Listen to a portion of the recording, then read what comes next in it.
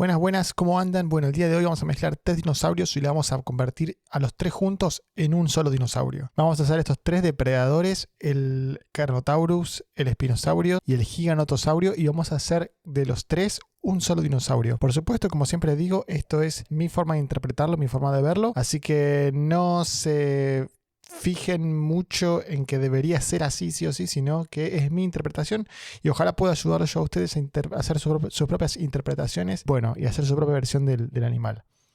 Arrancamos haciendo bocetos, como dije antes, con muchas referencias. Empiezo, por ejemplo,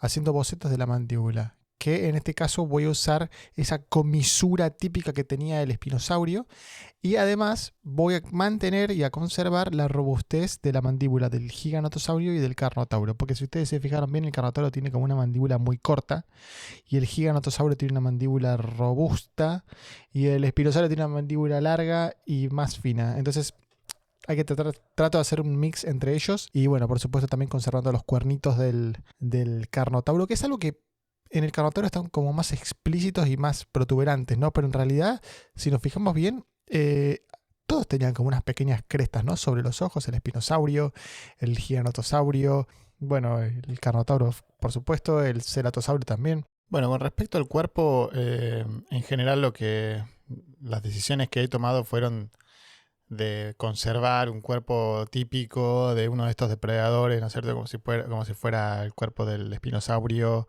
o de un terópodo carnívoro grande, de gran tamaño, ¿no? Como puede ser el giganotosaurio o un T-Rex. Entonces, mi idea era esa, ¿no? Dejar un cuerpo robusto y preparado para la caza. Con respecto a las manos, los carnotaurios tenían manos re chiquitas. El giganotosaurio tenía manos un poco más de mediano tamaño y el espinosaurio tenía manos relativamente largas, con uñas largas. Entonces la idea era hacer un promedio entre estas tres. Y bueno, resultó ser que iba a tener manitos parecidas a las del T-Rex. Y bueno, para las patas, todo eso, conservé los dedos y las patas del espinosaurio, del giganotosaurio. Como dije antes, algo bastante normalizado, digamos. Lo que hice fue agregarle esas pequeñas protuberancias óseas que tiene por ahí en los laterales. También le agregué como unas aletas al costado del cuello. Esas son todas libertades creativas que uno se va tomando, ¿no? Y bueno, obviamente también una vez que ya está listo el dibujo y que ya está decidido, digamos, la posición del animal y todo, ya empiezo a hacer el color base, el color de fondo. Y para este caso lo que había decidido, lo que pensé es hacer un patrón de color que sea como un marrón tierra, y además, bueno, que tenga rayas también, porque está muy bueno cómo queda la combinación de ese marrón naranja con rayas negras, estilo tigre. Y bueno, por ejemplo, en el vientre y en la parte inferior de todo el dinosaurio, ahí va a tener como un color más claro, ¿no? Bueno, y a la hora de colorear la vela del espinosaurio, digamos, que también, fíjense que hice unas modificaciones, me tomé libertades, digamos. Acá también decidí usar un patrón estilo manchas y rayas mezclados, como para hacer algo que llame la atención también, ¿no? Porque cada uno tiene su interpretación de para qué podría haberse usado la aleta o esa cresta gigante que tenía. Y bueno, en mi caso también yo pensé que la podría haber utilizado como algo para mostrar a sus contrincantes o para demostrar su poderío en una manada, lo que fuera.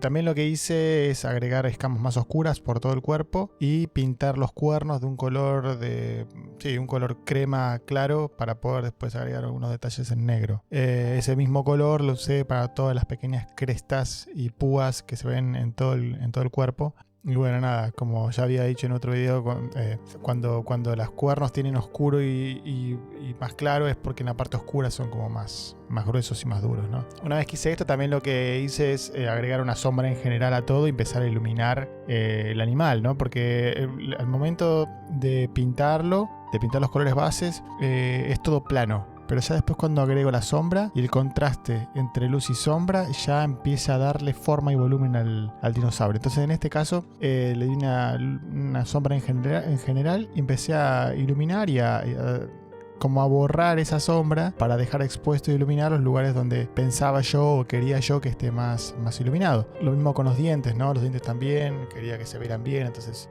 me tomé las libertades de iluminarlo como a mí me parecía. Y también iluminar un poco las sombras, ¿no? Que la sombra también sea un poco de color, que estilo violeta o un color más rojo, como para darle un poco más de variación al color sombra, porque tampoco queda muy bueno que esté todo el tiempo negro o oscuro. Está bueno que haya una variación y que, bueno, en este caso como la parte interna y el vientre y la parte de abajo del animal es blanca, refleja un poco más los colores, ¿no? Entonces en este caso podría ser que refleje un poco la luz violeta, entonces le pinté un poco la sombra violeta. Y también lo que hice fue agregar un poco más de sombras en algunos lugares, por ejemplo abajo las púas. Le empecé a sombrear y hacer que esa sombra esté proyectada por la luz que viene de arriba, entonces las pequeñas crestas también proyectaban pequeñas sombras.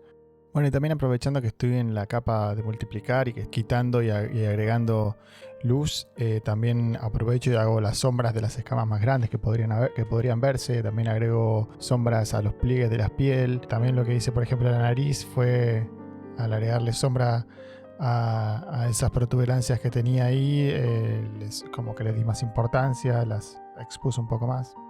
Y bueno, así continué el proceso de sombreado, agregando algunas sombritas, sacando sombra, agregando luz.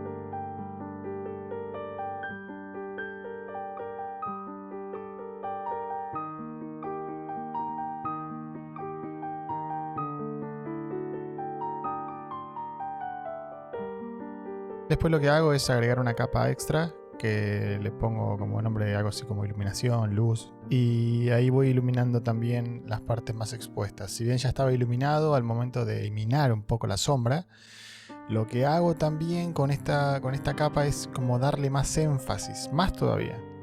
No hay que tener miedo de sobreexponer o de quemar por ahí algunas partes, porque eso es lo que le da como el realce que necesita determinada área del dinosaurio en este caso.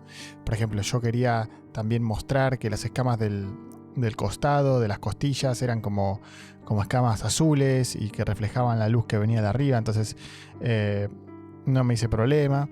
También lo que vi al agregar luces es que por ahí le vendría bien algún color extra, entonces le agregué como unas rayas blancas a la piel.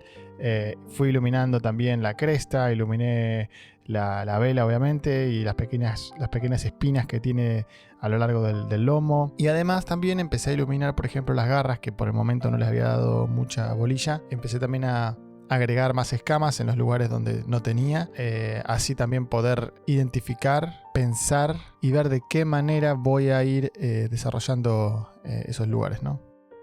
Bueno, y una vez terminada la parte de iluminación, viene una de las partes que más me gusta, que es volver a hacer como una veladura, como una sombra general, y volver a iluminar de la misma manera que hice anteriormente. Entonces acá le doy como un volumen más uniforme. Entonces en este caso el dinosaurio lo que quería yo que era que muestre y que se vea más que nada la boca abierta, los dientes y la vela. Es lo que más quería yo exponer acá. Entonces, ¿qué hice? Le di como una sombra general y fui iluminando las partes que yo quería que más se vieran. Al principio, ¿no? Después obviamente hay partes que todavía tenían que seguir siendo iluminadas y las iluminé, y por ejemplo las partes que están bien en sombra tenían que tener una luz como de un reflejo que venía del otro lado, del lado derecho, como para también extraer la figura principal del resto de la ilustración. Entonces, ¿qué hice? Hice como una luz, si se fijan ahí, tiene como una luz de color azulado. Y bueno, eso hace que también resalte un poco más las partes que están en sombra. También obviamente después empecé con el fondo.